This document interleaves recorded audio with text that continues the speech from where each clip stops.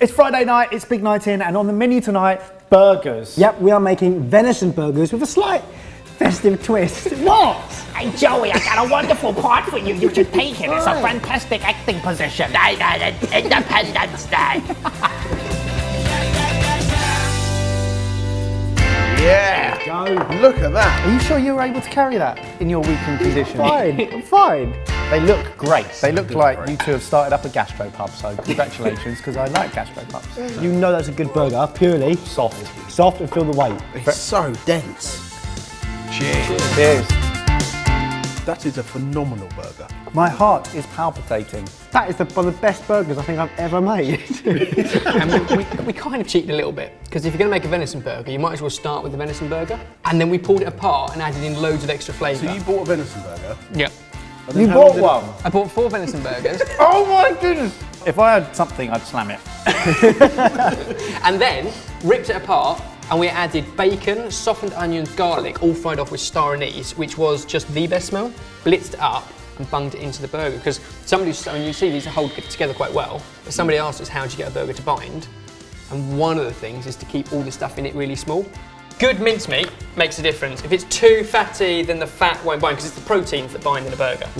So lots of proteins, and actually if you've just got lots of mincemeat, it kind of binds itself as it cooks. The problem can come if you're mixing in too many big chunks of things that aren't going to bind as it cooks, which is why we're blending that up. Some people like to add an egg, but I find it's not essential. If you do, a little bit of breadcrumbs in will help bind it. The egg is added protein. Smell that. That is everything that is right with the world, right there. Bacon, onion, garlic, and the star anise throwing off in there, just for a little bit, makes all the difference. And I'm going in with a spoon, but the best tool for burgers is one of those. With all the bacon, onion and parsley in there, before you pan it together, add a little bit of cinnamon, cumin and salt. You said before, Ben, why are you putting it in on the... Am I missing something? So are we going for a quarter pounder or half pounder? We're going for about 200 grams, because we're in a metric world. What does a burger do when you cook it? It shrinks, it Shrinks it in, but it also sort of puffs up, doesn't it? It goes deeper. So if you funny, make yeah? the middle a little bit thinner, then when you cook it, it ends up relatively flat.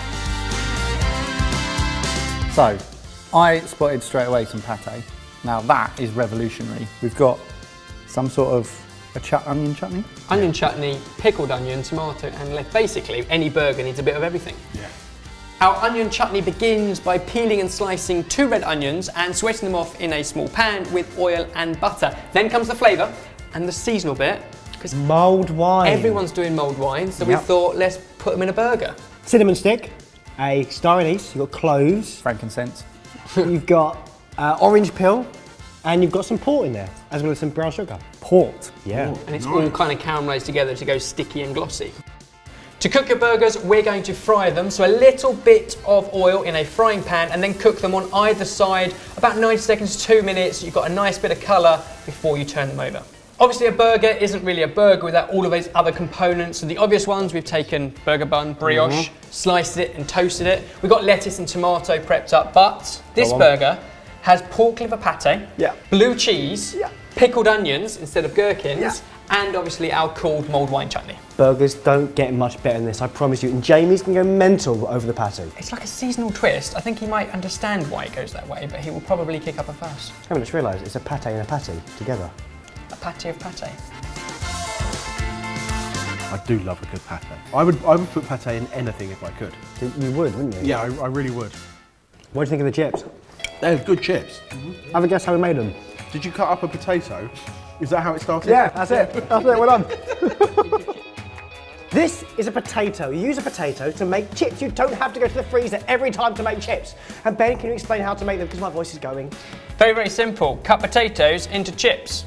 It's about 1 centimetre across and very long. It's chip shaped. Chip shaped. You can leave the skin on and then fry them twice in vegetable. The first time, 140 degrees Celsius for 7 or 8 minutes until they're cooked through, but not crispy. Take them out, dry them on kitchen paper, and then turn the fry up to 180 and go again for another couple of minutes just before serving. Well explained. If you want this recipe and all the step-by-step photos, it's down in the link below. Plus, you can find out what we're cooking next week. A loaf of bread and a pot of cheese. Yeah, but make it sound more sexy than that. Awesome Swiss fondue. It is amazing. I call that about time for a question. Meshi wants to know, if you could be a superhero for the day, what superhero would you be? Inspector Gadget. Inspector Gadget. That's Think good. about how many cool kitchen I get gadgets that, you yeah, have on every limb. Whisk, Yeah, no, but okay. Tongs. What would be your go-to go-go gadget? go gadget, creme brulee blowtorch. Just think about it. Well, I quite like the kind of Catwoman. No, so I You like can that do kind a of- handstand. I can do a handstand and a cartwheel. That's Very tight black lycra though, isn't it? That is the most disturbing thing I've ever thought of in my life. You might. Do you know what? There'd be no suit possible that you'd ever get to fit in. So you might as well just paint yourself in black. Go out like Body that. paint Catwoman. I'd be a tabby.